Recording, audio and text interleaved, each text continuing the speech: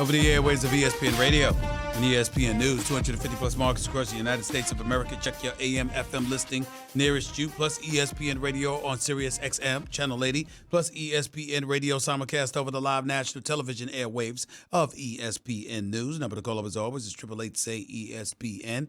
It's 888-729-3776. Time for Straight Talk, brought to you by Straight Talk Wireless. Lots of stuff to get into today.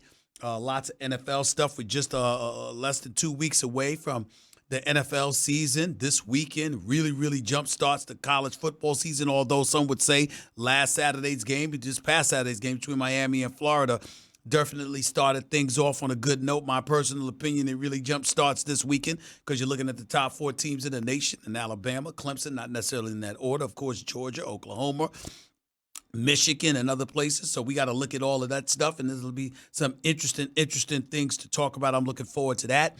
Obviously, the NFL season took a turn because with Andrew Luck announcing his retirement from the sport of football, it not only changes things potentially in the AFC South, it changes things in the AFC totally.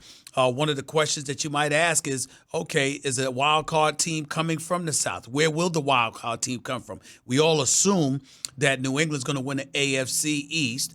Pittsburgh and Cleveland presumably will be battling for the AFC North, although we can't summarily dismiss the Baltimore Ravens. And obviously now that the Cincinnati Bengals have a new coach, who's to say that they're not going to do some things with Zach Taylor? Then you've got the AFC South. That certainly cannot be ignored because Jacksonville is still in there. Indy is Indy. Even without Andrew Luck, they're still a damn good team, it appears on paper. Houston can't be ignored with Deshaun Watson, DeAndre Hopkins, even though they've got issues with Clowney. And then you've got the AFC West, Kansas City, the Chargers. Denver's got a new coach in Vic Fangio. You got the Oakland Raiders on Hard Knocks, and John Gruden inspiring these boys and everybody talking about what they're going to do or what they're going to bring to the table. All of this kind of stuff is going on. I'm interested in knowing whether or not some of you folks believe the Jets really got a shot at a wild card spot, because I'd be damned if they're going to win the division.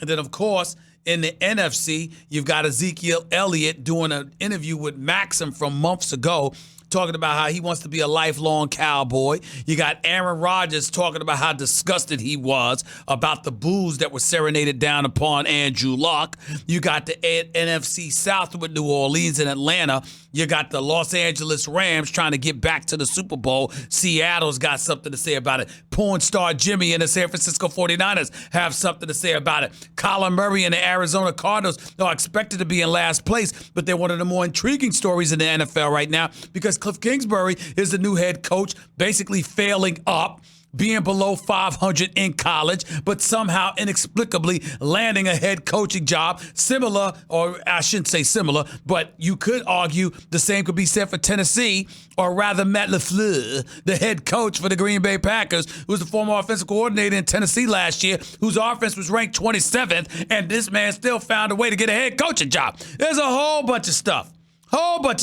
to get into, and we will right here on the Stephen A. Smith Show, ESPN Radio, ESPN News. But there is something on my mind that I wanted to express, and that is reacting to Rob Gronkowski and his emotions. You know, talking about he wasn't right. I don't know if we have that sound, John, but talking about he wasn't right. He had to get himself together. It was necessary to step away from the game because he just wasn't right. That's what he was saying. Don't take my word for it. Listen to Rob Gronkowski himself. I needed to recover. I was not in a good place. Football was bringing me down, and I didn't like it. And I was losing that joy in life, like the joy. I'm sorry right now, but I really was, and I was fighting through it. And I knew what I signed up for, and I knew what I was fighting through. And I knew I just have to fix myself. Interesting to hear that from Rob Gronkowski, because the one thing that you absolutely positively could say about Rob Gronkowski, other than the fact that he was fantastic, that he's a future Hall of Famer, that he was universally recognized as the best tight end in football, and that injuries more so than anything else in all likelihood derailed him and made him retire before the age of 30. The one thing that we cannot deny is that the whether it's the ebulliency or the joy of playing football, it emanated from him. You saw it constantly when he was out on the field. One of my favorite times of watching the touchdown celebration from Rob Gronkowski is when the New England Patriots had to go over to London to play, and he scored the touchdown and then started marching like the soldier. What do they call, John? The folks that be the big head, the folks in England, for crying out loud. Yeah, the English guard or whatever, how he was marching like that before spiking the ball. It was really, really funny to watch him do that years back. But you know what? He got emotional yesterday when detailing his reasons for retiring from the NFL. He was speaking at an event in New York City to announce his new partnership with the CBD company, CBD Medic to be exact. And when he was speaking about that, you could see that he fought back tears in speaking about it because it was getting emotional. So one would argue, considering the environment that he was in, that he was alluding to the plethora of injuries that he incurred while he was playing football for the New England Patriots. Back, elbow, knees clearly, all of these kind of things. He had to battle an awful lot of injuries. And because he had to battle those injuries, that could have contributed to taking fun away from the game. Or it could have been Bill Belichick and playing for Bill Belichick, who's Mr. No Nonsense, who ain't about having a good time. He's about winning. He's about winning. And you win and you do your job, you get paid for it, and then you go on your merry way. And they're going to move on to somebody else. That's how Bill Belichick does business in the National Football League. We all understand it. But with that being said, I think the thing that emanates from Rob Gronkowski that you got to peel from it is that it sounded eerily similar to Andrew Luck. And what Andrew Luck said upon announcing his retirement from the game of football at the same age just this past weekend. And so the reason why that kind of subject is relevant right now is because there's negotiations going on with NFL owners and the Players Association as we speak. Jerry Jones was scheduled to do a radio interview in Dallas today and passed on it because he had business to attend to in terms of these negotiations. And one of the things the owners obviously want to do desperately is invoke an 18-game regular season. Once upon a time, it was 14. Then it became 16. Once upon a time, it was 16 with no breaks. Then it became 16 with a week break. So it was 16 games in 17 weeks. So every single team got a week off during the regular season. Now they won 18 games. And you've got a whole bunch of people out there who are strong adversaries to such a notion. They get on the NFL. You're preaching about the importance of safety. Yet you're talking about subjecting these dudes to more violent confrontations with their bodies because you've got 2 additional games on the docket. The NFL owners came back a few months ago, John, remember, correct me if I'm wrong, where they talked about, well, you know what, you can have the 18 games, but the players can still be allowed to play 16 games. In other words, you got reserves that could play those other 2 games. You can implement and incorporate them throughout the season where you can ensure that on a 53-man roster, maybe you extend the roster a little bit more to 60 or 65 or 70 players, and you've got additional bodies that are playing those 2 games to ensure that no player plays more than 16 regular season games as an individual. But as a team, we still have an 18-game regular season. I got news for you, ladies and gentlemen. I've read up on CTE. I've heard folks going back and forth, comparing one thing to another, speaking out about one thing or another. I've heard it all. I've seen it all. I got it. And I understand safety's an issue. And I'm certainly not a proponent of exposing players to things that would endanger them even more so than they're already endangered. But I will tell you this, that idea by the owners, that ain't a bad damn idea. I got to tell you that. I mean, listen, first of all, I'm a strong proponent of getting rid of those damn 4 regular season, those 4 preseason games. I think they should be maxed out at 2. That's number 1. Number 2, I'm a proponent of more games actually counting. Because I certainly don't want the regular season shortened. We don't need those preseason games. Now, preseason games are for the coaches more so than it's for everybody else. You got OTAs. You got training camp. Stands to reason that you got plenty of time, considering that the NFL job is a 24/7 proposition. You have plenty of opportunity Plenty of opportunity to make sure players are in tip-top condition. Since you're watching them like hawks throughout the year, you might give them a few weeks off, and with the exception of that, you got them participating in OTAs. You got them participating in training camp. Get rid of the 2 preseason games. Limit it to a max of 2. Okay? And then after that, get your 18-game season and definitively restrict players as individual players to 16 games. You can't appear in but 16 regular season games. Extend the damn roster to about 70. 65, 70 people. Extend it. That's more jobs available for a team during the regular season. More jobs available to players, that is. Not to mention the fact that you're still ensuring guys are only subjected to 16 games a year. Also, while doing so, you give the fans an additional extra 2 regular season games. I don't mind it. I actually like it. I like the notion of 18. I don't like the notion of guys playing 18 regular season games. But do I like the notion of 18 regular season games with every player on the roster restricted to 16 games? Yes. You know why? Not just for the players. I want to see the genius on the part of the coaches.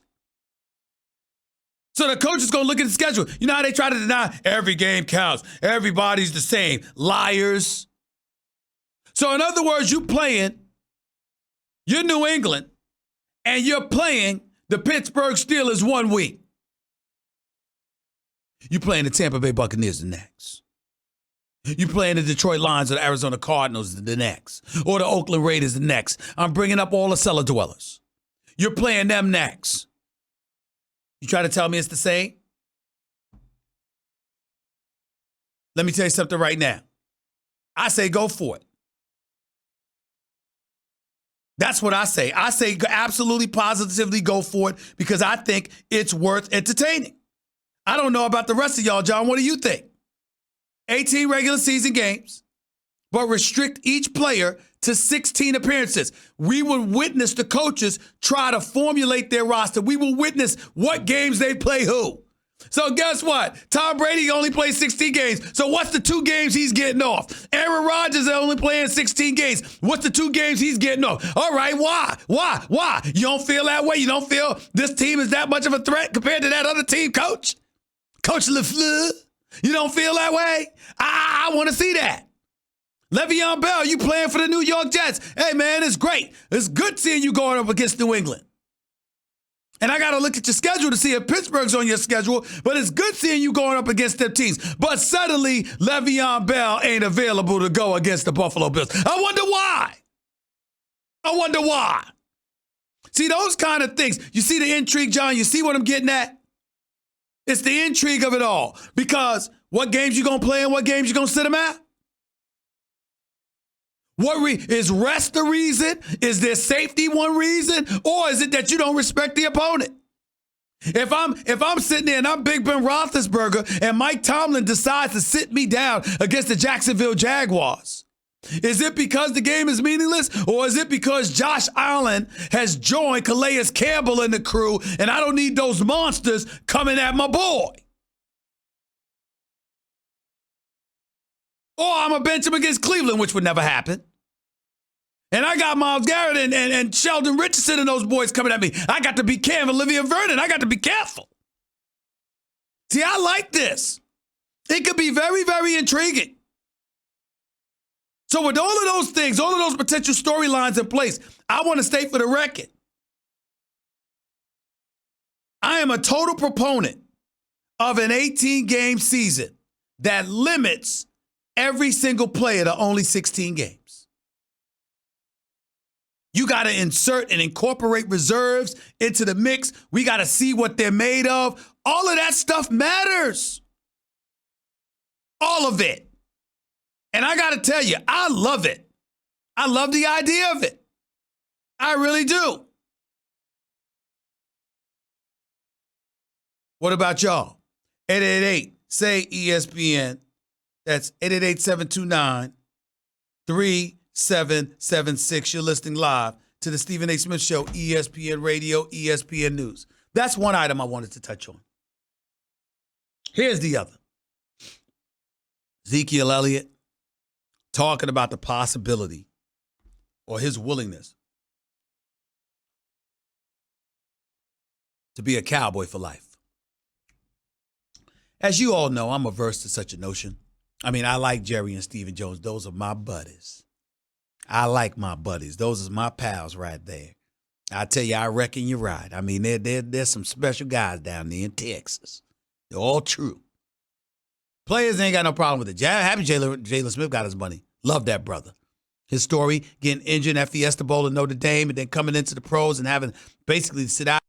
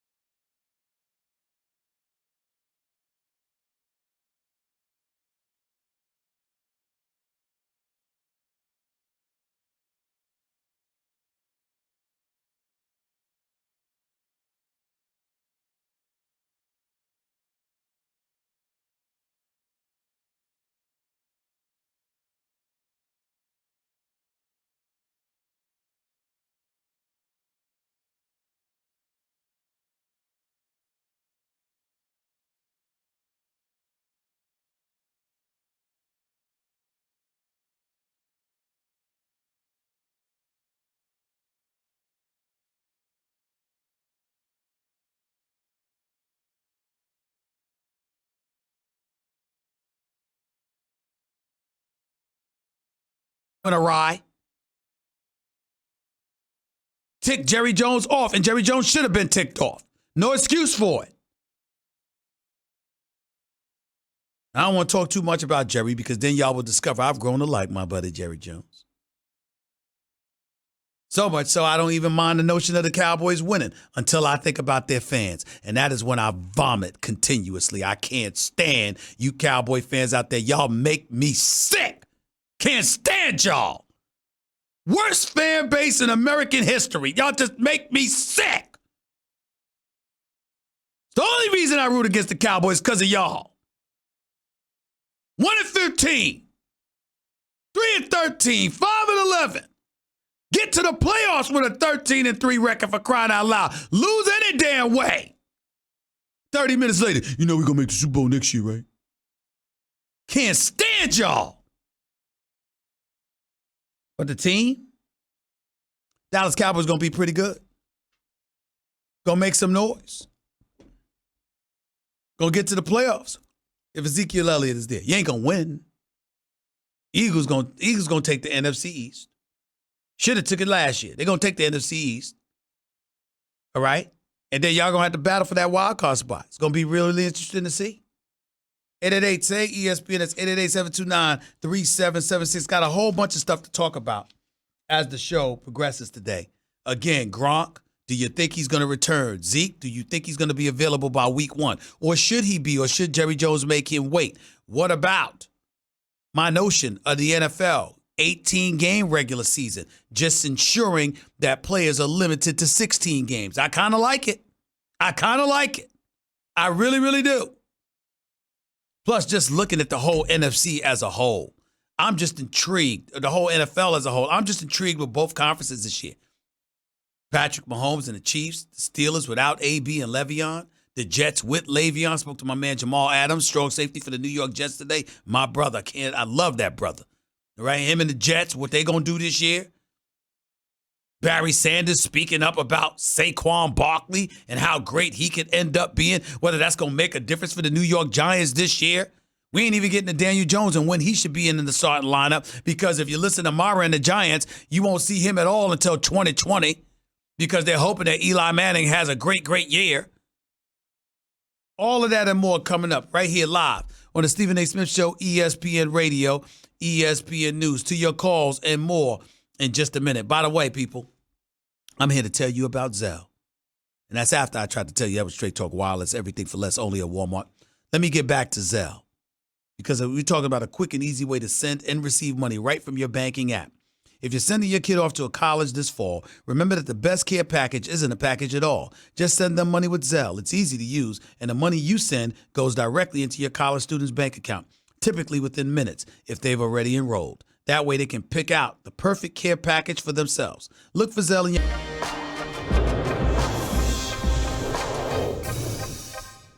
When you got a franchise caliber quarterback, the likes of Andrew Luck, you go all out to protect him. You don't protect Chuck Pagano. You don't protect former GM Ryan Grigson, who should never be a GM in this league again. I'm not saying he should be unemployed. I'm not saying he doesn't know football. I'm not saying he doesn't deserve a check from an NFL team. But when you hear the stories that you've heard about Ryan Grigson, as it pertains to his hard-headedness, his acerbic attitude, his unwillingness to get along with certain people, whether it be the coach, scouts, other people, they didn't want to listen. And you see what he has subjected. He spent years as the GM for the Indianapolis Colts, subjecting Andrew Luck to over 5 years. 5 years. The man was sacked 100 times. In the first 3, he was sacked 100 times. Andrew Luck was sacked 41 times as a rookie in 2012. 32 times his second year. 27 times his third year. Yes, there was improvement. But damn it, 100 times is 100 times, and that's only counting the times that he was sacked. It ain't counting the amount of times that he was hit. It's not an accident that everybody sits here right now raving about Chris Ballard. What did this man do? In Ryan Grigson's 5 years as a general manager for the Indianapolis Colts, he drafted an offensive lineman to protect Andrew Luck and buffer a running game. Before the 7th round, only 3 times. You got to be kidding me.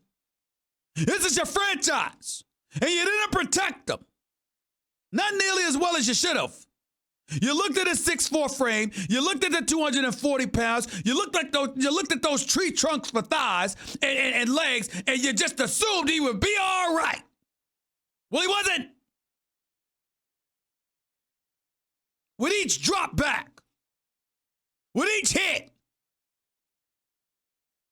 this man was withering away. From what I understand, this deal is getting done. He will be back by week 1. At a certain point, when you say this is not working, do you wait until before the first game of the season? And if you wait before then, you're not going to play anyway. A lot of guys will work out on their own. There's no better environment than competing every day with guys who are at your same level, who play pro football. When you are in contract stalemates, holdouts, as one person texted me, you don't want to mess with Jerry Jones. The Stephen A. Smith Show on ESPN Radio is presented by Progressive Insurance. Guests on the Stephen A. Smith Show appear via the Shell Pennzoil Performance Line.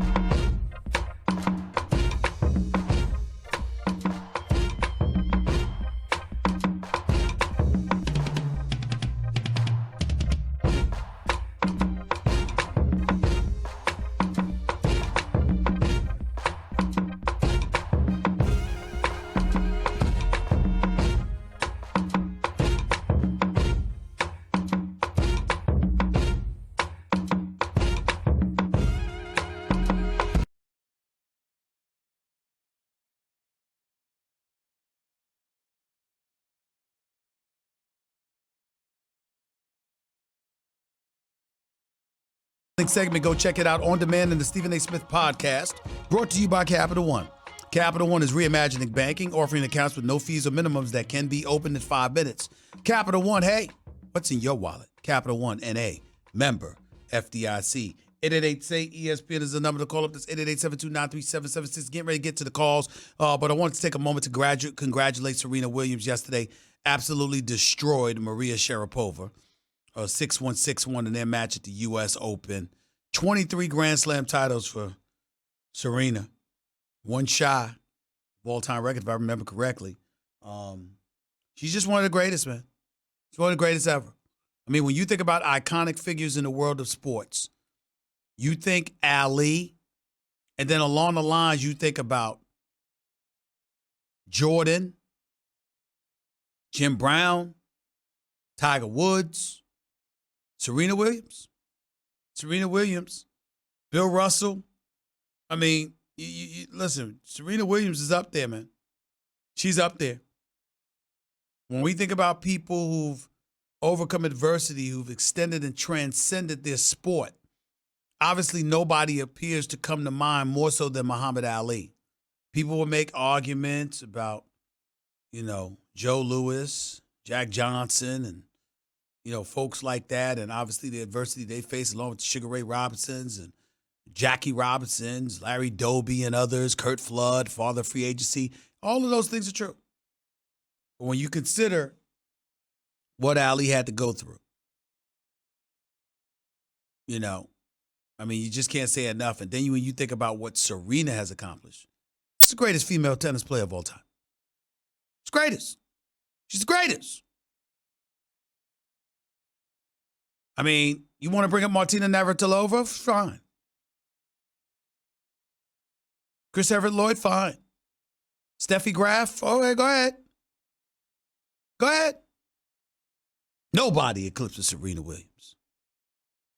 Nobody eclipses Serena Williams. I'm just saying. I just wanted to make sure I'm very, very, very clear about that. 888-SAY-ESPN. It's 888-729-3776. To the phones we go. Let's go to Brian. You're live with Stephen A. What's up? What's up, Steve? Talk to me. What's up? Hey, first of all, I say I love your show, bro, man. I watch it every day, man. Thank you. Go ahead. Hey, for the 18-game season, though, you say you was for the 18 games. What about the fans, though? You bring your son to the game, and he's a big Ben fan. He should know that game. I'm sorry, he's a what? You're a Ben Roethlisberger fan, and that game he's sitting out. But you bring your son. That's the only game y'all can make it to. I feel you on that. I feel you on that. That's something that's worthy of taking into consideration. But I got news for you. All the intel that we get about the NFL fan base is that folks can't get enough of football. They don't give a damn who's playing. You got preseason games outrating, in terms of ratings and stuff like that, outrating baseball games, outrating some basketball games, for crying out loud. When that kind of stuff is going on, that ain't about a particular athlete. That's about the sport and it establishing itself as an event. And when you take that into consideration, I think that's what you can't ignore. And that's what I'm paying attention to. Okay. All right. Well, appreciate it. All right. Thanks a lot. Let's go to Charles. You're live with Stephen A. What's up, Charles? Yeah, Steve, what I'm calling you about, I just got to discontinue my workout at Malibu, and I'm looking at your show. What I was calling about being a former player in the NFL myself, I have a problem with 18 games because it's all about, let me finish, Steve. It's all about the money versus the players' bodies and conditioning. Then it was something you said this morning when you had a good friend of mine on your show, and Keyshawn Johnson, who kind of kept it politically correct. And I hear you say from time to time on your show that you like to keep it real. Well, I'm going to be for real with you, my man. Bottom line is this. The game has changed. As far as these quarterbacks, Luck and all them, there have been plugs. He was a plug at Stanford. The game has changed. These brothers are not going to stand back there and take that punishment. If you're not open in your route at the time, I'm leaving. I'm not going to take that punishment. As far as Tom Shady goes, as you guys think is the greatest Tom Brady, there ought to be an abstract by his name because they changed the game for him where you couldn't breathe on him or paint matting. There were guys in our locker room that was passing their head around. Who's going to knock him out first? Let me finish, Steve. No, sir. This is my show. Don't tell me let you finish. I can't just let you go on and talk like it's your show. It's my show. So if I got a question, I'm going to interrupt you because I want to gain knowledge from what you're saying. So show me the respect on my show to work with me and answer my question. You're talking and you brought up what guys are not going to take. Then you brought up Tom Brady and Peyton Manning. You're all over the place. So I'm trying to reel you back in. At the end of the day, are you saying that you shouldn't have an 18 game because of the punishment. Is that what you're saying? I'm saying that correctly. And let me be very, very clear. I'm going to use your quote. Yes. Because you know why? If a guy gets hurt during the preseason, that's going to cost him money if he can't Stop right there. Stop right. I'm glad you said that. Stop right there. You're acting as if I'm saying force the players. That's not what I'm saying. I'm saying if you're a player and you're negotiating something, keep in mind, because evidently you didn't listen to my point. I said I'm a proponent of 18 games, not of players playing 18 regular season games. So in other words, you take a 53-man roster, okay, Charles? You elevate it to 65 to 70. And you make sure that no individual player plays more than 16 regular season games.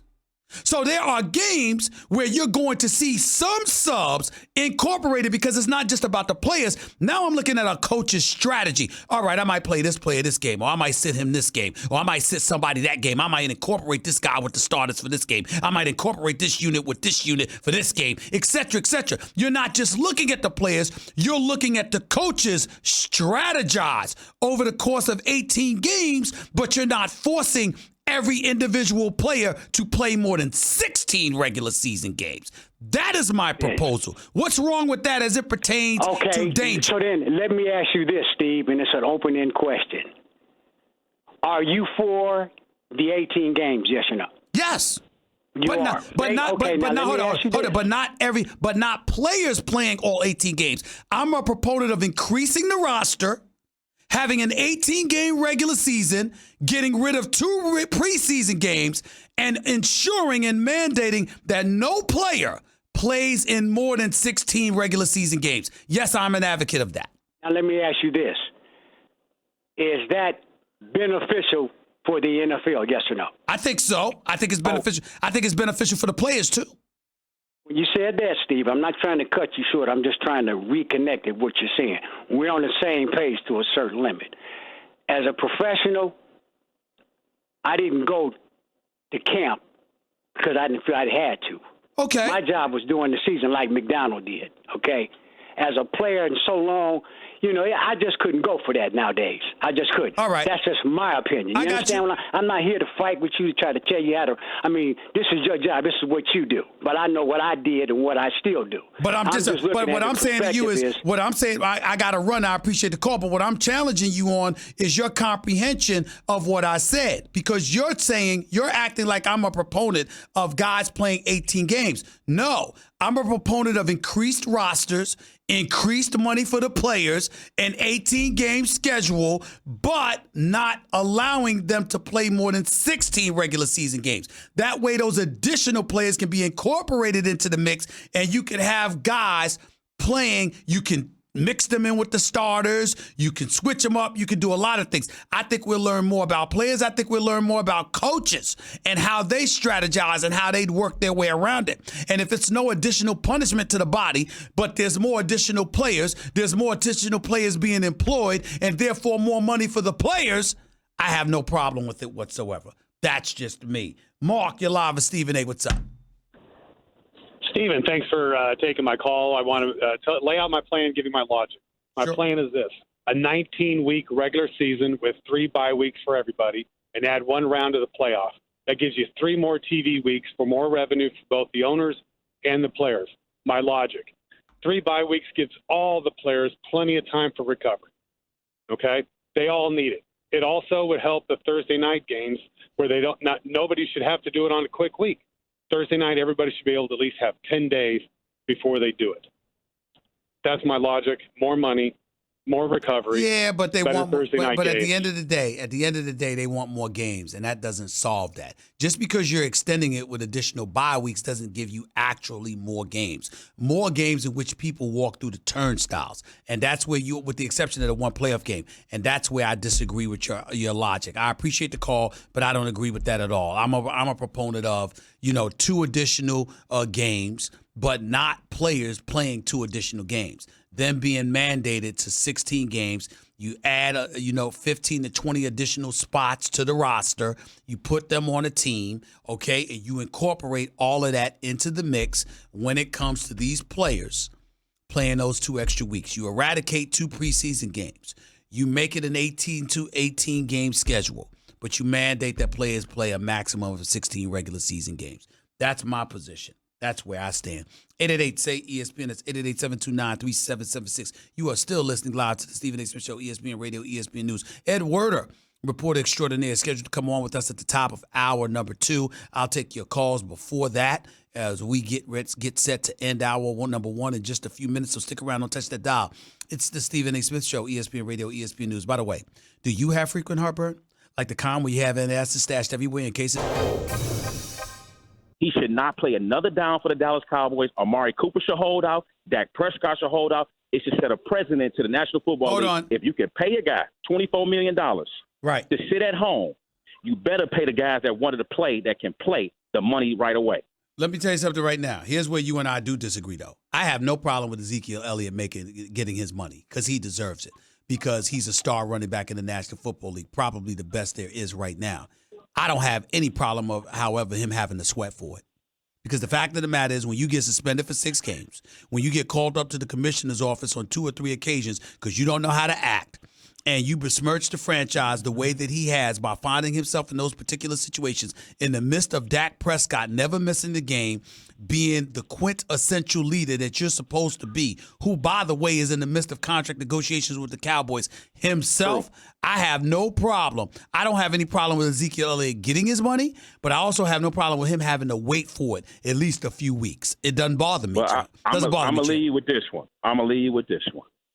The day Irsay said, I'm going to give you $24 million to sit at home, it don't matter what none of these players do anymore. You got to pay the guys that's willing to play.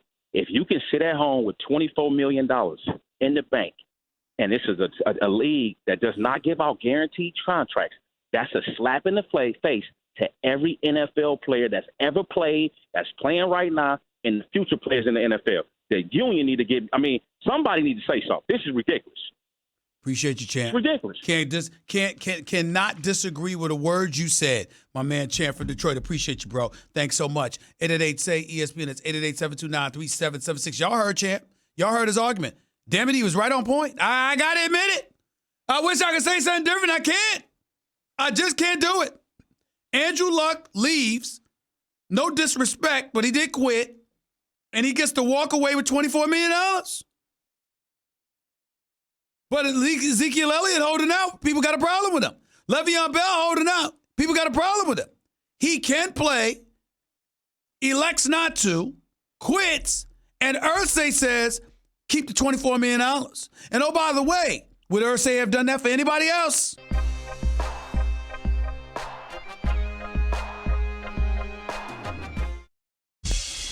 The Stephen A. Smith Show on ESPN Radio is presented by Progressive Insurance. Guests on the Stephen A. Smith Show appear via the Shell Pennzoil Performance Line.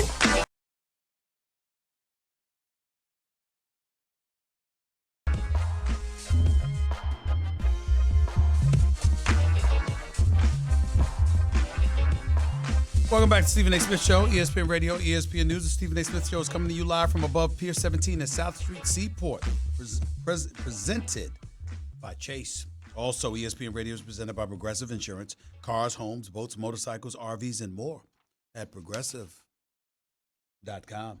888-SAY-ESPN. It's 888-729-3776. With you for a few more minutes before my man Ed Werder, reporter extraordinaire, gone from the family for too long as far as I'm concerned. Welcomed back with open arms by all of us. A privilege to have him back on board. Ed Werder, our reporter extraordinaire, usually covering the Cowboys, but also covering the Andrew Luck situation in Indianapolis. He will be on with us to start off hour number 2. Until then, Alex, you're live with Stephen A. What's up? Hey, how you doing, Stephen? I'm all right. Go big ahead. fan.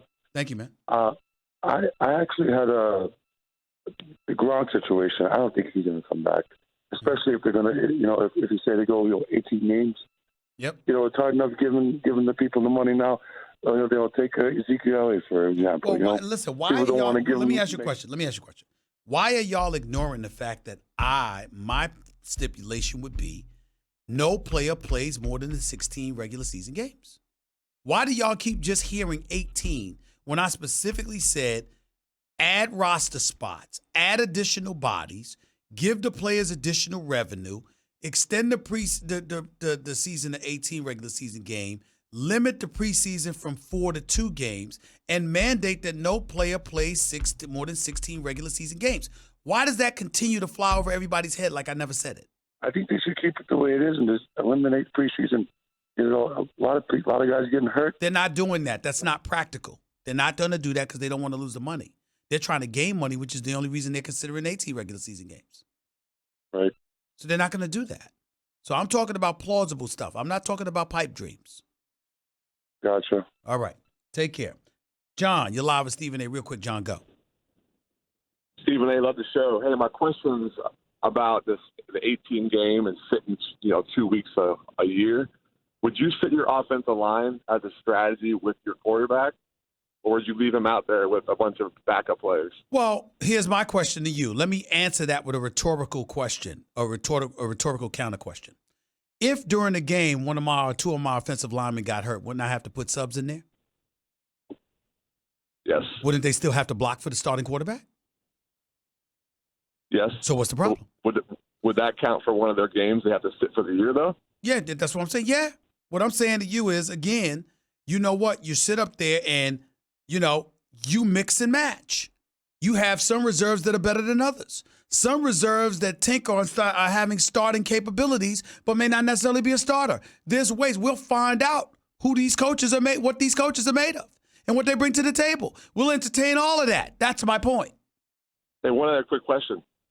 Your Steelers have struggled in the past couple of years against teams under 500. Yes. Would you ever consider sitting Ben against like a good team and keeping him in there, or what kind of strategy do you think about that? I don't know. I'd have to send him for 2 games. I'll judge the opponent and operate accordingly. Got to bounce. Hour number 2 up next. Donald Cowboy Cerrone is an interesting guy, to say the least. The Stephen A. Smith Show starts right now.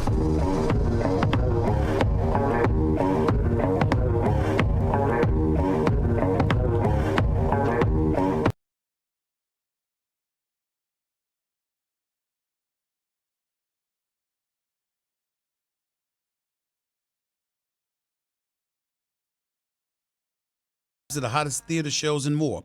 Vivid Seats has it all. Download the app and join the Vivid Seats Rewards loyalty program today. Also, the Stephen A. Smith Show is being brought to you by the new Shell V-Power Nitro Plus Premium Gasoline, now with 4 levels of defense against gunk, wear, corrosion, and friction. As promised, it is my honor and privilege to have my next guest on the line. Does an outstanding job covering the National Football League for the worldwide leader. Did so for years before departing for a short while. Honored to have him back. The great reporter himself, the one and only Mr. Ed Werder, is on the line with yours truly. What's going on, Ed? Good afternoon, sir. How are you? Good to be on with you, Stephen A. I appreciate the invite. Absolutely. I'm doing well. I'm still with the Colts, so I'll probably finish up here today, go back to Dallas, and find out the Zeke thing is in need of instant coverage. How about that? We get ready to get right into all of that. But first, I want to ask you: you heard the news when you heard the news that Andrew Luck was electing to retire. What entered your mind? What are the kind of thoughts that came through your mind as somebody covering this league for as long as you have? Well, I was in the press box at Jerry World covering the Cowboys and Texans game when I looked down press row in the press box and saw people reacting with various levels of astonishment as they looked at their phones and then investigated that and saw that Adam Schefter was reporting that Andrew Luck was retiring, and I immediately tried to confirm that it really was Schefter's account and that somebody hadn't taken it over because it did really seem somewhat unfathomable given his youth, given that the season he had just had. I mean, statistically, it was the best season he had ever had in his first year under Frank Reich's offense. And all the promise that they showed at the end of the season, it just seemed hard to believe. I knew he had the lingering injury and that they were having a hard time diagnosing it and resolving it. But I just don't think anybody expected that this was going to be the end result. So in the aftermath of learning that he has retired, I mean, nosing around the way that you do and having the multitude of sources that you have in the National Football League, is it, it's one thing for it to be the injuries, the numerous things that he's had, the shoulders, the lacerated kidneys, etc. But he alluded to it being something else, something more mental. Have you gained some perspective on exactly what he was going through that led to him retiring a week and a half before the NFL season began, as opposed to the start of training camp or maybe even sometime earlier? Well, I mean, I understand the criticism in terms of the timing and the negative effect that has on a football team that's just, 2 weeks from starting the regular season. But I really think it was, his expectation that the injury was going to be resolved at some point and the pain was going to go away and he was going to be able to play without being impaired. And that just never happened. And he said himself that he never really considered retiring from football until 2 weeks from the time that he actually did it. And he was so committed to that course of action that the Colts did have a conversation with him that involved, Chris Ballard, the general manager, Jim Irsay, the owner of the team, and the head coach, Frank Reich, in which they proposed, well, let's see if we can take it. We'll put you on IR. Let's see if we can get this resolved over, a certain space of time during the course of the season and then bring you back, but leave ourselves that option. And he just wanted nothing to do with it. He was, at that point, his mind was made up that he didn't love football anymore, the way he was having to play it, what he was having to put into it, the pain he was enduring in every phase of his life. And so he just decided that at this point, at least, he was better off without it permanently. So did they elect to leave him be, probably presuming that he'll change his mind and ultimately he'll come back maybe in a year, 2 years max? Or is it one of those situations that they're resigned to the fact that he has spoke with such definitiveness that they don't think there's any way that Andrew Luck is going to change his mind and elect to come back to the game of football?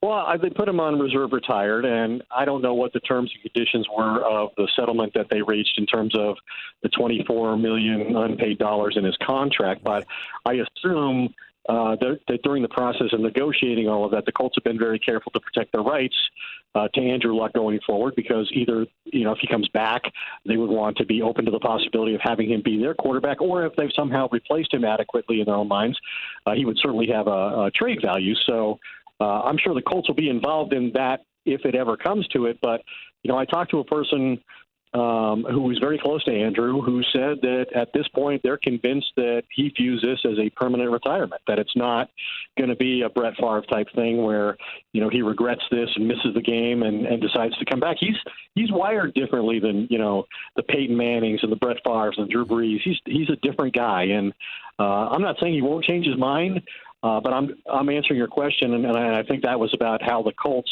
are moving forward. I think they're moving forward believing that he's done, and they'll prepare this season and in the future accordingly. And if that changes, they'll address it at the time. ESPN national reporter Ed Werder on the line right here with Stephen A., ESPN Radio, ESPN News. Let's transition to the Dallas Cowboys. You heard Marshall Faulk, who went to Cabo and was training with Ezekiel Elliott. He spoke to you. He told you that it really, really comes down to whether or not the Dallas Cowboys are willing to have Ezekiel Elliott miss games just because he wants to be the highest paid running back in football. I'm paraphrasing here. Talk to me, based on your conversations with Faulk and others, about what Ezekiel Elliott's mindset appears to be at this particular juncture as we close in on starting the 2019 NFL season. Well, as far as I know, nobody's spoken directly to Ezekiel Elliott since he went into exile in this contract holdout. And so the next best thing is talking to people who interact with him directly. And one of those has become Marshall Faulk, the Hall of Fame running back, who also was represented by Rocky Arsenault, the agent who represents Eric Dickerson and represents Ezekiel Elliott. And so he's been in Cabo. He's been training with Elliott. He said he's, doing game type activities that do everything but simulate contact, which is impossible, and obviously the biggest part of the whole thing when he does come back. But his goal in this is to make sure that Zeke is physically as ready as he can be when he does come back and the contract is resolved, to take his place in the starting lineup as quickly as possible. I think it's worth noting, Stephen A., that when he went to Cabo in 2017 during his 6-week suspension. When he came back, he was immediately successful. He rushed like 24 times for 97 yards against the Seahawks, and then he had a 27 carries for 103 yards against the Eagles. And doing that despite the fact that the Cowboys felt he was 5 to 10 pounds overweight. So I think that's the reason that Marshall has been asked to come in and help, push him that little bit, try to bridge that gap. The other person who's talked to Elliott is his position coach. That's Gary Brown. He's a former NFL running back. He has a very good relationship with Zeke, and he told me that they talk about every other day. He said Zeke's doing his work. He's in his playbook. He knows what's going on with the team. He's interacted with them about the development of the young players, including Tony Pollard, who's been talked about a lot by the Cowboys. And he misses the game, and he loves his teammates, and he wants to come back as soon as possible. But he feels that he has earned being the highest paid running back in football. And the Cowboys feel like when they drafted him 4th overall, one of the things you get with a first-round pick is 5 years of contractual control. And they're willing to do a contract with 2 years remaining. They've done it with Tyron Smith. They just did it with Jalen Smith last week. What they aren't willing to do is do a contract 2 years early and make him the highest-paid player at the running back position, surpassing Todd Gurley. They think that contract by the Rams was a mistake and an aberration. So when Jerry Jones, I know you got to get ready to get on out of here, but I'm looking at Jerry Jones, I'm looking at Stephen Jones. Jerry Jones seems to be drawing a hard line in the sand. Stephen Jones seems to be more optimistic. Is there an argument that can be made that they're not necessarily on the same page as it pertains to Ezekiel Elliott, or are they marching in lockstep with one another as to what should be done to compensate this young man? I don't think that I've really detected that they are in disagreement about his value at this point. Okay. We know they had a difference of opinion on players like Deion Sanders, that they had a difference of opinion on Johnny Manziel. I haven't sensed that yet, and it's not over, so it could still get to that point, or it could reveal itself if they've concealed it. But it's hard to predict what they're going to do because on one hand, right, you have their history. And their history has been that once before Jerry was put in this situation by Emmitt Smith. Emmitt Smith didn't have a contract. He had honored his contract and was not satisfied with what the Cowboys were offering.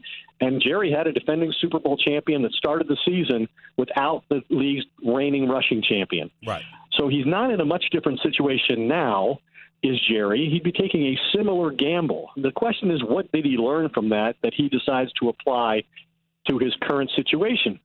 I look at it like this. Jerry Jones is soon to be 76 years old. They have what they think is the best roster in terms of talent and depth that they've had since they won 3 Super Bowls in the 90s. Okay. They have a head coach in Jason Garrett that Jerry really wants to succeed, has really stuck with against all manner of public opinion. But didn't extend and he's been put in the last year of his contract. Right. He's coaching for his job, and he's doing it with a first-year offensive coordinator calling plays. So on top of all of that, playing 2 division games to start the season, do you really want to deprive these people in this team of the player it was all built around? I just think ultimately Jerry's got to give on this.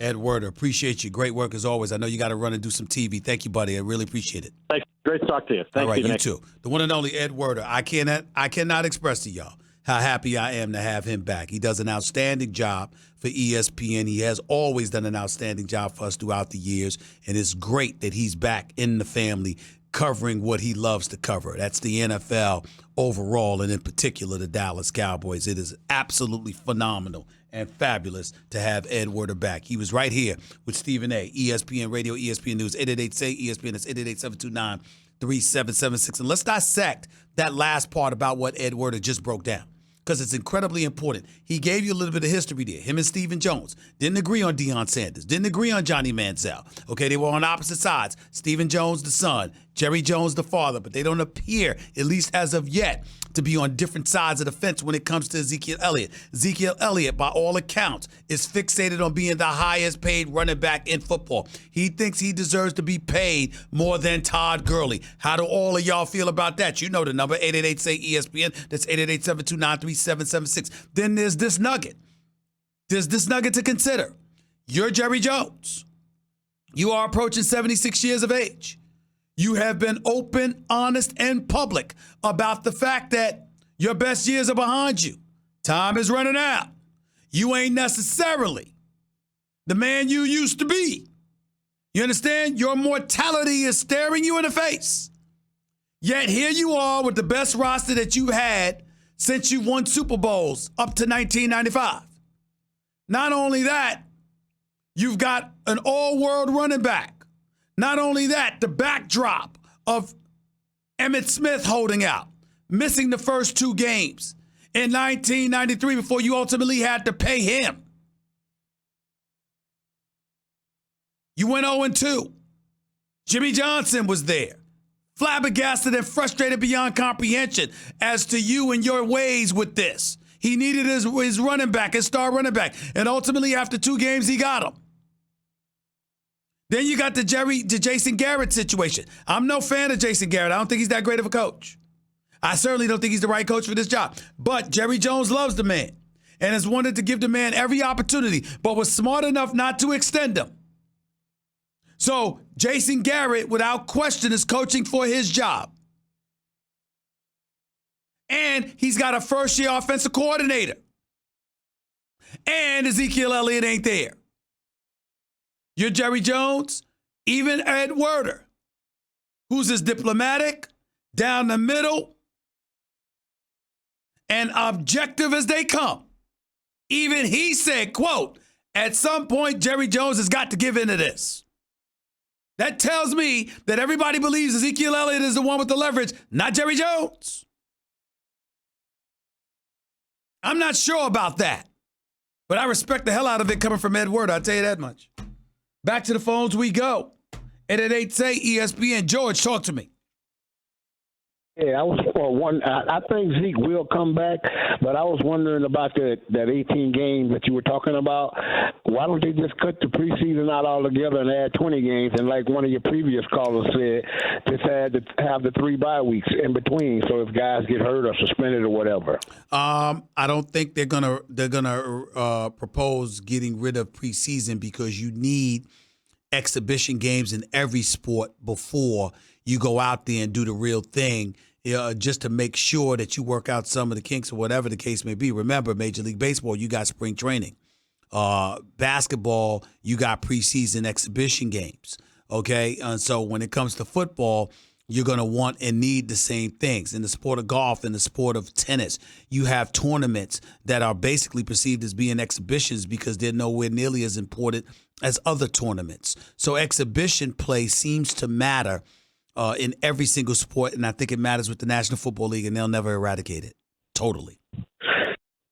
Well, the only reason I said that is because I was thinking like college, they just, come right out the gate, and play. Yeah, but you got to remember college football, they practice with each other. It's kids, and it's forgivable because it's amateurism. So the perception of it being amateurs, and as a result, the demands placed on their shoulders are far less than that of paid professionals is where it comes into play. You can see a college kid not measure up, and you can forgive it because they're kids. You ain't trying to hear that nonsense when it comes to pro sports. The money that they charge, the money that the players are getting paid, et cetera, et cetera. You want excellence or you want peak performances. You don't want to see somebody that you looking at, you going like this, I can play better than him. You can tolerate that with kids. It's hard to do with professionals. I feel you on that. I feel you. All right, man. Thanks a lot for the call, buddy. Appreciate it. Leroy, you're live with Stephen A. Talk to me. Hey, Stephen, I got a Jacoby Brissett question, Sure. man. All right. Being as though the Colts are willing to pay Andrew Luck $24-25 million to sit home, do you think that Jacoby Brissett's agent will be wrong to fight for more money for him this year? Nope. Let me say this to you. He can fight for more money because that's his job as an agent. He ain't going to get it until the brother produces. Now, Jacoby Brissett is 26 years of age. But remember, his 1 year in Indianapolis where he was the man, starting in place of an Andrew Luck who sat out for the entire season, Jacoby Brissett was 4-11, completed 58% of his passes, threw for 3,000 yards but 13 touchdowns and 7 interceptions. Some would say with numbers like that and a QBR of 41, you're lucky to have a damn job. So it's not like he's in a position of leverage. You can try, But the fact of the matter is, if I'm Ballard, if I'm Irsay, if I'm Frank Wright, I need you to go out there and prove yourself and prove that you can lead this team before you're in any kind of position to strong arm me about more money. Hey, thank you, man. Take it easy. Let's go to Hassan. You're live with Stephen A. What's up, man? Hey, Stephen A., this is Hassan from Indianapolis. Yes, sir. I have admired you and your work for over the years, and I respect everything that you do with journalism. But there's one thing I have a problem with.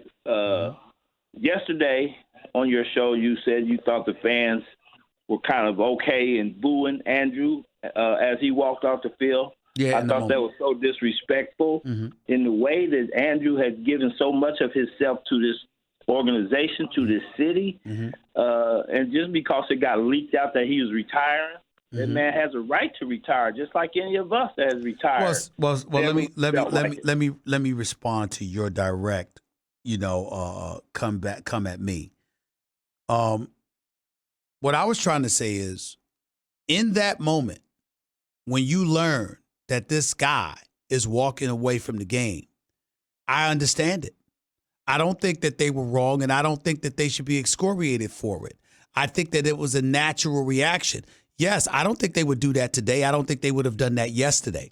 But I think in the moment Saturday, when you're looking at this offensive line, when you're looking at Mack in the backfield, when you're looking at the offensive line led by Quentin Nelson, when you're looking at T.Y. Hilton having Funches and Ebron available to him, and this kid Paris Campbell, if I remember correctly, that they drafted out of Ohio State and the kind of capabilities that he has, and you're hoping beyond hope that your expectations will potentially reach fruition, and it's the best chance that Andrew Luck has had since he's arrived in the NFL in 2012 of capturing the Super Bowl.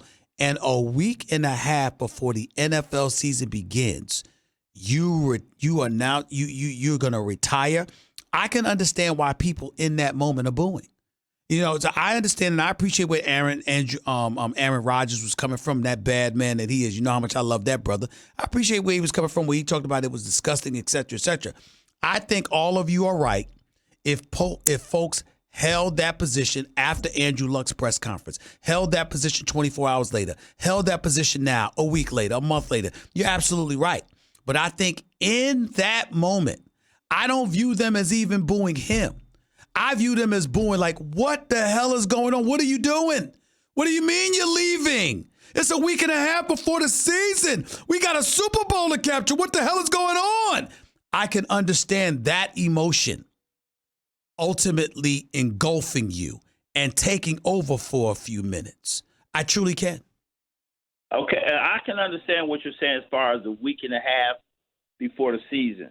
But he had probably no idea at that point that back in March, February, or whatever, that he was going to retire. Yeah, but that's not my point. That he was going to get healed. But that's not my point. My point is, as a fan, you're not thinking about that in the moment. You think about that once you go home and eat dinner. You think about when you left the arena and you went out and you got a drink. You'll think about that as you listen to his press conference and listen to him tell, the audience, I was hurt. I heard those boos and it hurt me. And then you reflect on what he's done for you as the successor to Peyton Manning and the greatness that he put on display when he's healthy. I have no doubt that after those few initial moments, you'd have an elevated level of appreciation like Hassan has for what he's done. But in that moment, with diehard fans that don't give a damn, I mean, they're about the only ones that care about preseason. And they're there in attendance and looking forward to a Super Bowl caliber season. And this man retires after 2 weeks earlier telling Peter King, I'm going to play week one. I can understand you like, what the hell is going on here? I can understand that, man. I really can. And I respect you, Stephen A. Keep up your good work and what you do and what you bring to us as an audience. I'm a Dodger fan. Oh man, you shouldn't have said that. Yankees, man. Go ahead. You know what? Y'all welcome to come to another World Series and lose, bro. You welcome. But I love you the same. Appreciate it, man. Day, thank you, man. You do the same. Appreciate the love. 888-SAY-ESPN. It's 888-729-3776. More of the Stephen A. Smith Show on ESPN Radio coming right at you in a minute.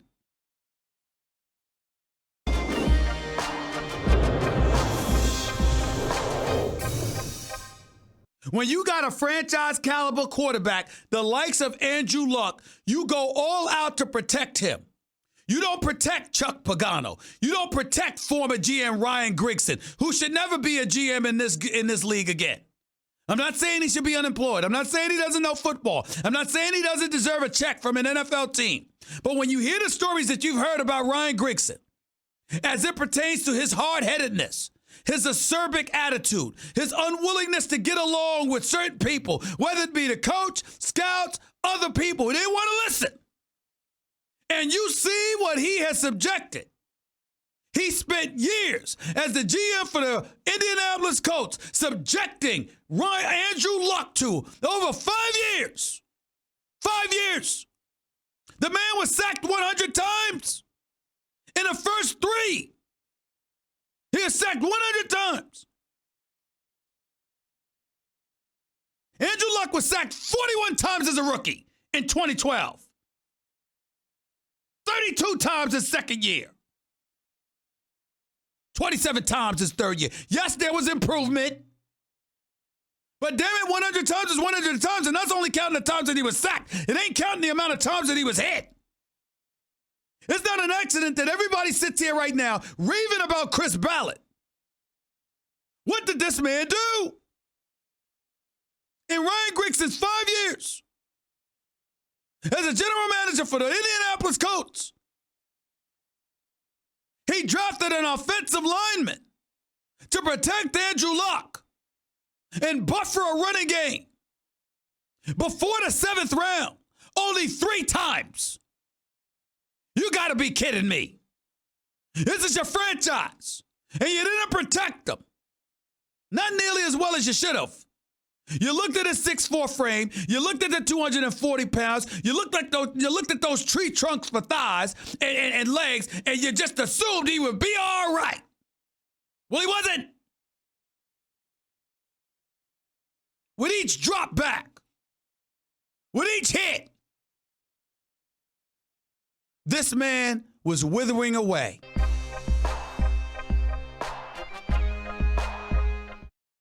Yeah, he made $97 million, but he earned that. He did that. He's good enough to play a sport where he was able to make that money and make this decision. The Indianapolis Colts has elected to let him keep $24 million, but in the same time, you got folks in the media complaining about guys like Le'Veon Bell, Holden, Ezekiel Elliott. I think every player in the NFL who feel they don't have a better deal should hold out today. If you can quit and get $24 million, The Stephen A. Smith Show on ESPN Radio is presented by Progressive Insurance. Guests on The Stephen A. Smith Show appear via the Shell Pennzoil Performance Line.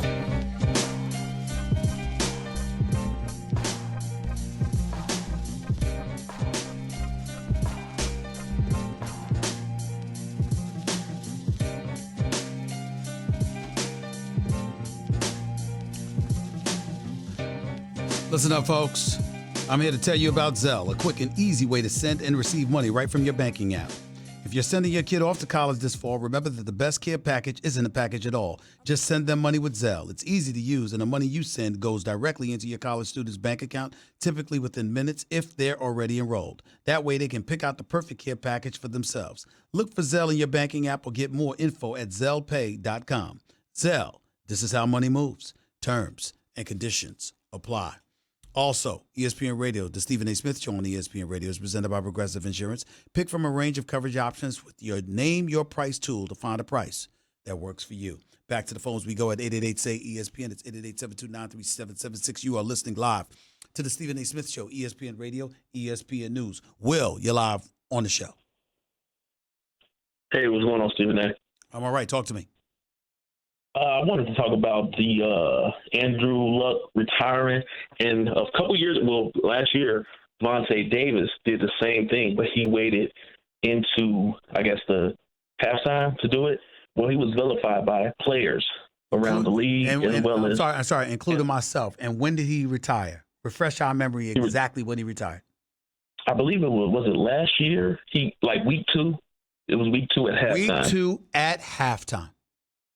I'm sorry, sir. Let me be very, very clear before you move on. There's no comparison. You don't quit on a team at halftime in the middle of a game. You don't do it. You don't do it. I don't care what nobody says. You don't do that. But it isn't necessarily quitting if you're retired. He said he felt the same way. I don't give a damn quit retire. Not at halftime of a game. Not at halftime in the middle of the game. You got a game going on. You got cats in the locker room. You got a battle that you're fighting out there in the middle of it. Rather him finish the game knowing that his heart isn't in it. Let me tell you something right now. Let me tell you something right now, man. You get in a fight, right? You've been in a fight in the streets, haven't you? Maybe. Listen, if you're going to lie or don't want to answer the question, just hang up. It's okay. But we gonna talk real on the show, right? Okay. Right. So you in the street, you're in the middle of a fight, and a brother go out there with you, and he like, let's go, let's throw down. And then while the blows are being thrown, you turn around and he runs. How you gonna feel about him? Well, how I'm gonna feel a certain way about that, but this is how I look at it. That fight isn't organized. It isn't a $1 million fight. It's a lot different. The street fight is a lot different from the NFL because, those players have to go out there week in and week out. I'll let you finish your point, but I'm going to tell you right now, I'm going to look at your name. I ain't going to want you to call up on this show no more because you ain't honest. You're not honest. You're just not honest. You're wasting my time. You wasted my time because, listen, we don't know your last name. We don't know your address.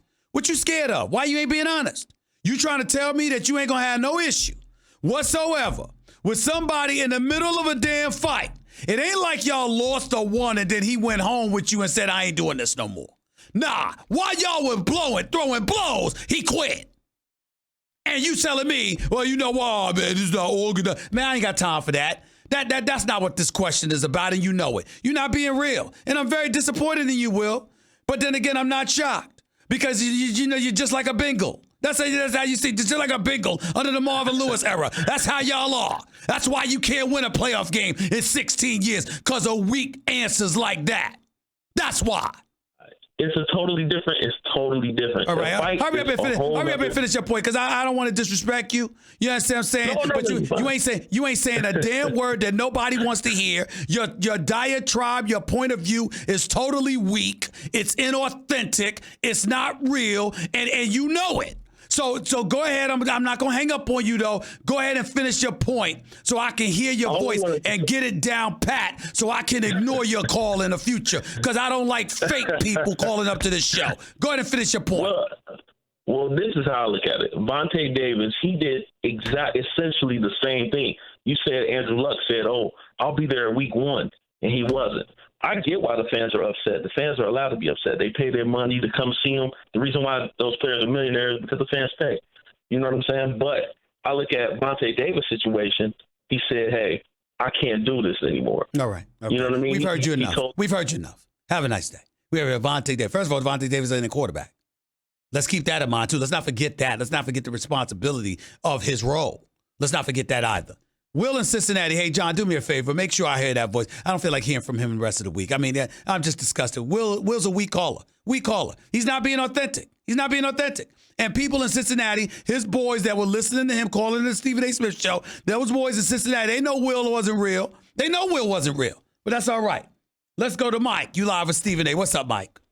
What's going on, Stephen A? I'm good, man. What's up? Hey, look, I'm sorry for that last caller, man. You call him Marvin Lewis. Ooh, that was real bottom line. I mean, was he not weak, Mike?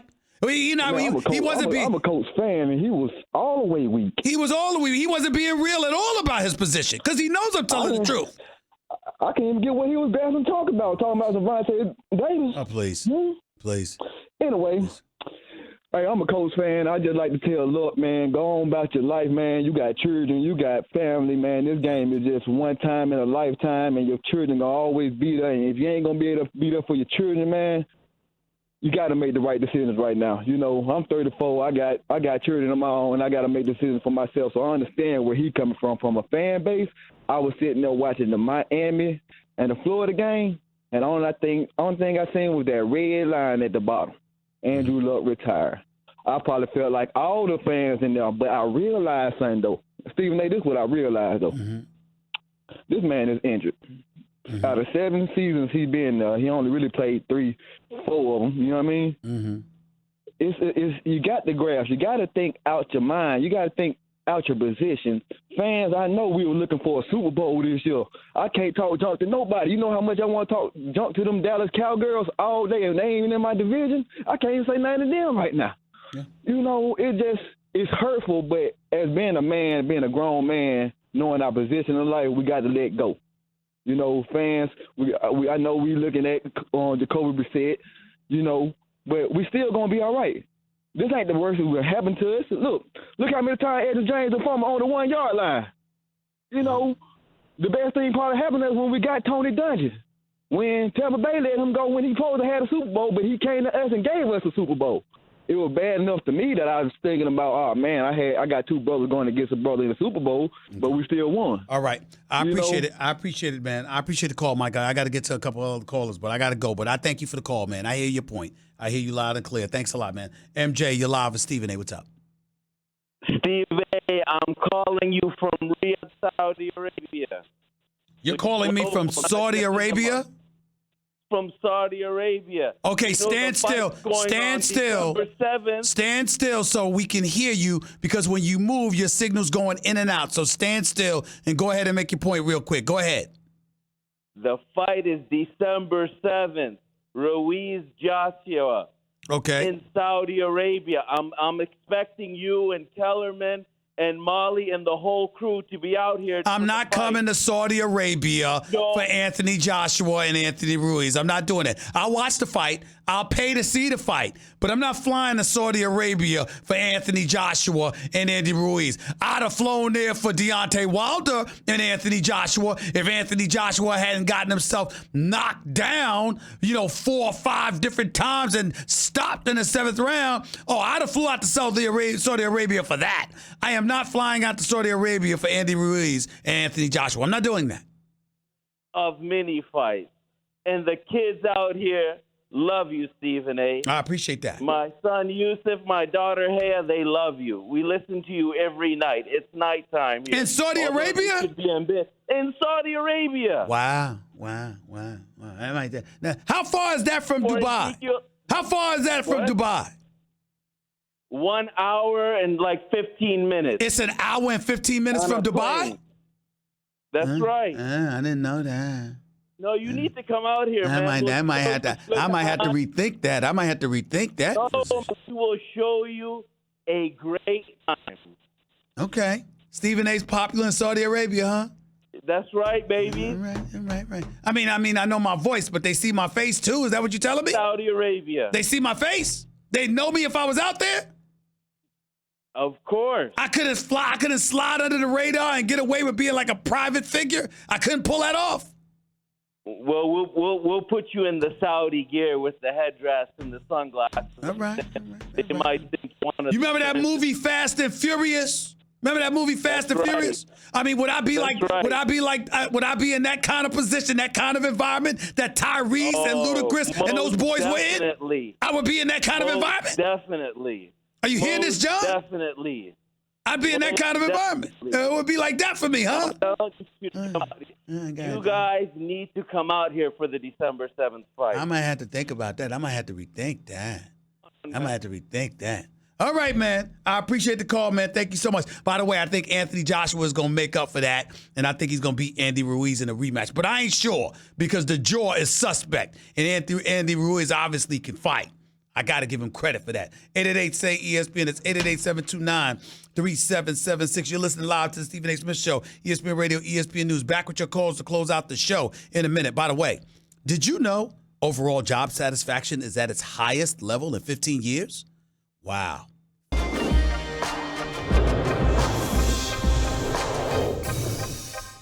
He should not play another down for the Dallas Cowboys. Amari Cooper should hold out. Dak Prescott should hold out. It should set a precedent to the National Football League. If you can pay a guy $24 million to sit at home, you better pay the guys that wanted to play, that can play, the money right away. Let me tell you something right now. Here's where you and I do disagree, though. I have no problem with Ezekiel Elliott getting his money because he deserves it, because he's a star running back in the National Football League, probably the best there is right now. I don't have any problem of, however, him having to sweat for it. Because the fact of the matter is, when you get suspended for 6 games, when you get called up to the commissioner's office on 2 or 3 occasions because you don't know how to act, and you besmirch the franchise the way that he has by finding himself in those particular situations in the midst of Dak Prescott never missing the game, being the quintessential leader that you're supposed to be, who, by the way, is in the midst of contract negotiations with the Cowboys himself, I have no problem. I don't have any problem with Ezekiel Elliott getting his money, but I also have no problem with him having to wait for it at least a few weeks. It doesn't bother me. Well, I'm going to leave you with this one. The day Irsay said, I'm going to give you $24 million to sit at home, it don't matter what none of these players do anymore. You got to pay the guys that's willing to play. If you can sit at home with $24 million in the bank, and this is a league that does not give out guaranteed contracts, that's a slap in the face to every NFL player that's ever played, that's playing right now, and the future players in the NFL. The union need to somebody need to say something. This is ridiculous. Appreciate you, Champ. It's ridiculous. Cannot disagree with a word you said. My man, Champ from Detroit. Appreciate you, bro. Thanks so much. 888-SAY-ESPN. That's 888-729-3776. Y'all heard Champ. Y'all heard his argument. Damn it, he was right on point. I got to admit it. I wish I could say something different. I can't. I just can't do it. Andrew Luck leaves. No disrespect, but he did quit. And he gets to walk away with $24 million. But Ezekiel Elliott holding out, people got a problem with him. Le'Veon Bell holding out, people got a problem with him. He can play, elects not to, quits, and Irsay says, keep the $24 million. And oh, by the way, would Irsay have done that for anybody else?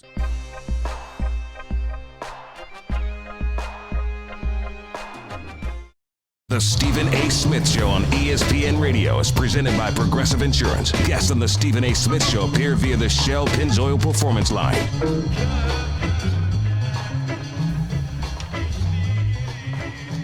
If you missed any of today's show, go check it out on demand in the Stephen A. Smith Podcast, brought to you by Capital One. Capital One is reimagining banking, offering accounts with no fees or minimums that can be opened in 5 minutes. Capital One. Hey, what's in your wallet? Capital One, N.A., member, FDIC. Back to the phones we go before we get on out of here for the day. Right here with the Stephen A. Smith Show, ESPN Radio, ESPN News. Nate, you're live with Stephen A. What's up? Hey, Stephen A., how are you today? I'm doing all right. How are you? No, not too bad. Just quick question on the 18 games with the 16, players with that only get 16. What would happen with suspensions? Like if someone had a 1-game suspension, would they only get 1 game off, or would they still have to get the 2 games? I don't understand your question. What do you mean with suspensions? So say somebody in the middle of the season gets a 1-game suspension and they still haven't gotten their 2-game off thing, like when you're saying the 18 games. No, there would be a 1-game suspension. What would be the reason why you are assured of it? They would play in only 15 instead of 16, and they would get docked the game's pay. Okay. Right? Yep. Thank Awesome. you, Jonathan. You're live, Stephen A. What's up? Stephen A., how are you doing? I'm all right. Let's go real quick. Good, go ahead. Just want to say quickly, big fan, love you on First Take. All right, Stephen A., I'm a New Yorker, and I'm going to switch it up from football for a little for you. Hurry up! I've been a Knicks fan from day one.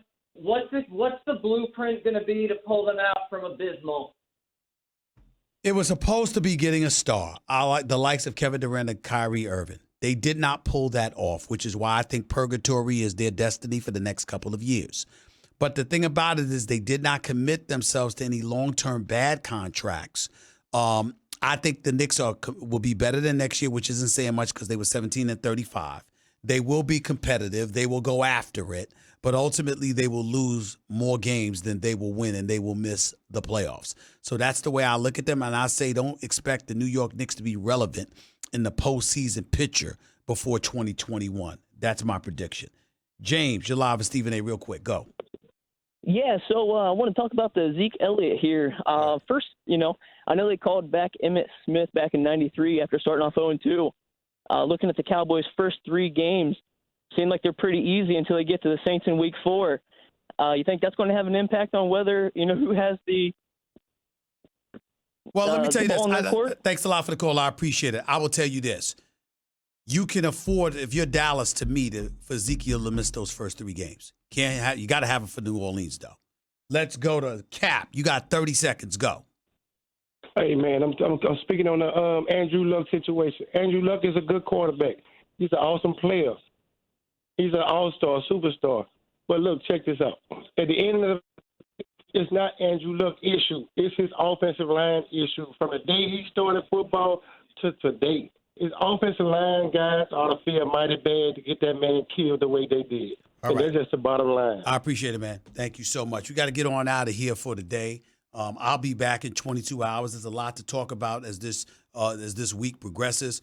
College football gets it ranks up. I mean, Clemson, Alabama, everybody this weekend. Can't wait for that. And of course, the NFL season is less than 2 weeks away. Can't wait. But I'll be back in 22 hours. Until then, everybody, Stephen A. signing off. Peace and love.